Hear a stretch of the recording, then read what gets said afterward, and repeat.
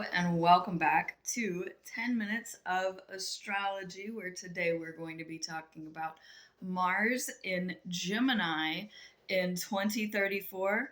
Check my housekeeping in the comments. Press all the buttons, please and thank you. Let's get started. I first like to talk about what Mars is. It is war, action, determination, motivation, and work ethic. And in Gemini, it is duality. It is the twins. It is you're going in two different directions. You actively are in your head. You don't really know which way you're trying to go. You're just trying to get there very quickly. This is about movement, and we're really picking up the pace here. We have a lot of positive alignments. I don't really see any hardcore negative alignments here, so this is very good. We have first a semi-sextile to Uranus in Cancer at 2 degrees. Well, if you check a couple of videos back, we learned some new emotional ways of doing things, and this is bringing that back up. So here Uranus is teaching Mars. Well, Uranus is chaos, spontaneity.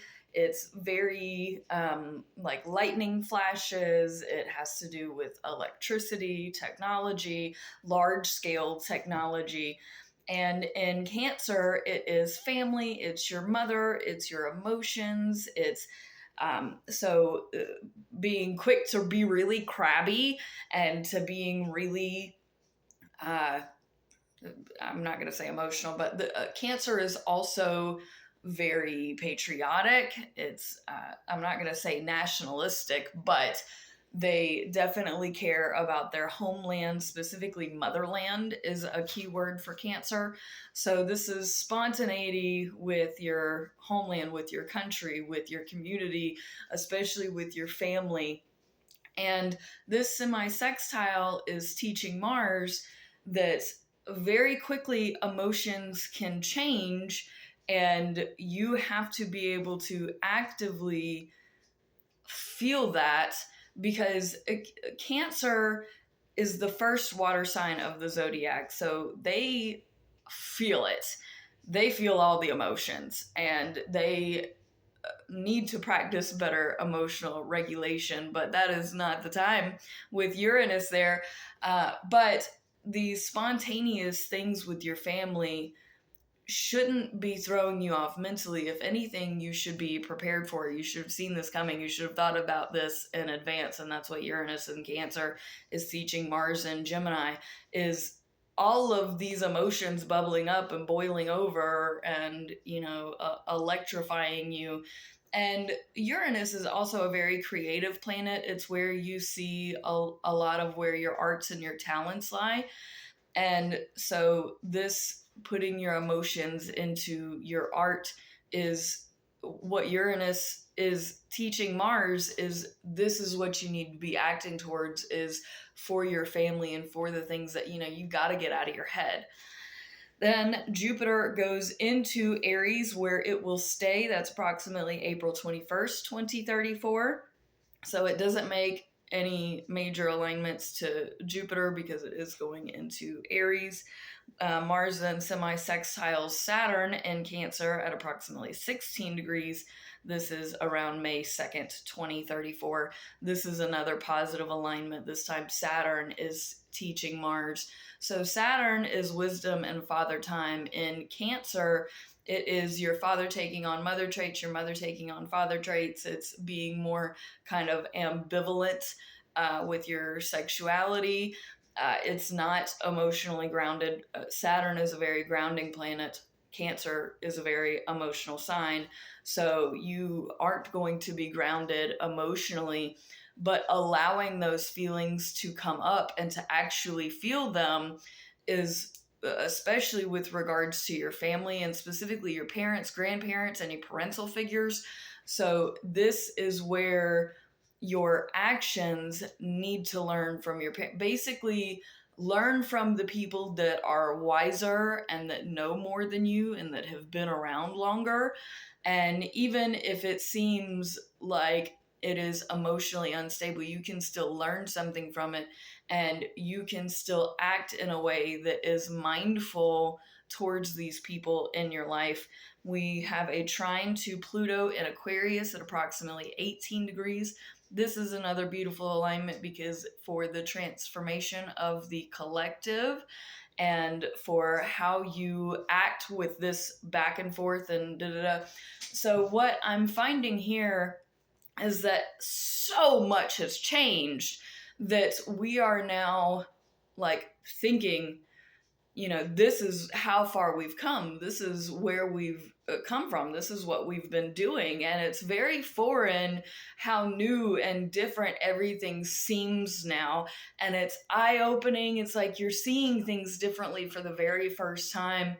And it's beautiful. It's a little scary, but it's not scary in like the boo way. It's scary because it's so like you're waiting for the next shoe to drop because you've been so used to shoes dropping that at this point, this feel good for the collective and for everybody involved, it's like, is there going to be something around the corner that we have to look out for? Because we've been like on it, we've been having a ton of things happening. So for things to be going well, we're very skeptical of it. Now we're open-minded, of course, because this is air. So this is being mindful of being open-minded and being airy and seeing things from multiple perspectives and being quirky. And, Aquarius is kind of the most random of the zodiac.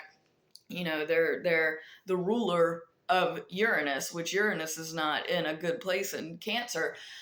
So we're so used to things popping off in every direction that us having this breath of fresh air and this moment of enjoyment of how far we've come as a collective and as a society and in your friend groups and, around all of these different social things in your life is very different, and I like it.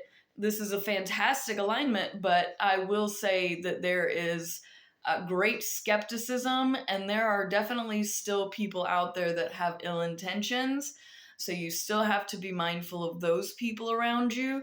But past that, this is really good. We're just all really like, we're thinking we know what we went through and we know what's possible to also be coming up. So yeah, I'm going to appreciate the good, but I'm also going to be mindful because a bunch of bad stuff has happened. I am mentally prepared, and you have like these mental blocks on. Not saying that our emotional growth, like I discussed in a couple of videos ago, doesn't matter, because it absolutely does. Again, this is a beautiful alignment. I just also see the knowledge that we've gained of what we've gone through still impacting us. We still have to unpack that. We still have to process it. We still have to, because all this stuff is in Cancer. So we still need to go through a lot of emotional unpacking in order to address what we've gone through, in order to actually be able to move on. Chiron goes into Gemini at this time as well, where it will stay.